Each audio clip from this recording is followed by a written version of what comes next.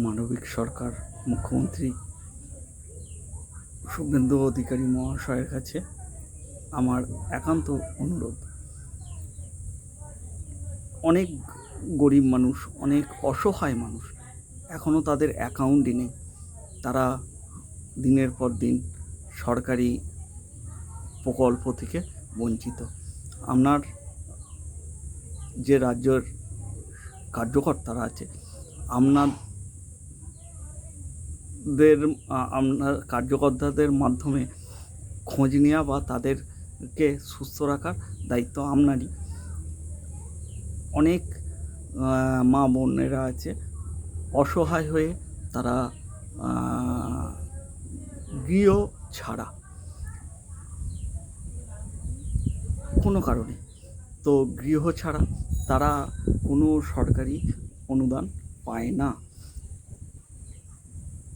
যেইটুকু পায় সেইটা হচ্ছে মানে সরকারি অনুদান বাদ দিয়ে যারা যেইটুকু দিচ্ছে যেন তারা অনুদান দিচ্ছে, এই ধরনের ব্যবহার তাদের সাথে হয়।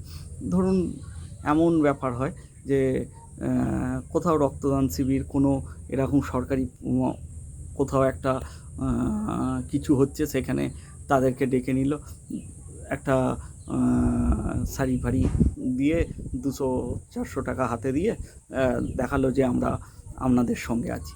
কিন্তু এইটা না করে যদি তাদের স্থায়ী একটা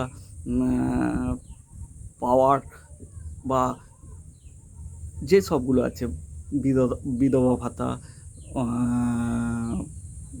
বার্ধক্য ভাতা, অন্নপূর্ণা যোজনা, এই ধরনের যেসব স্কিম, যত স্কিম আছে, এইগুলো যদি তারা পাওয়ার মতো হয়, যদি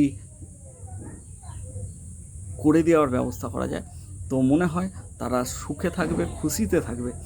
আপনি মানবিক মুখ্যমন্ত্রী, মানবিক সরকার, আপনি প্রতিশ্রুতি দিয়েছেন, আপনার কথাগুলো আমাদের বুকে বেঁধেছিল, যার জন্য আমি সবার কাছে বলেছি। তো এইটুকু আপনার কাছে আমার অনুরোধ রইল যে যদি পারেন এইটা একবার ভেবে দেখবেন, যে যদি এইরকম ব্যবস্থা কিছু করা যায়। নমস্কার।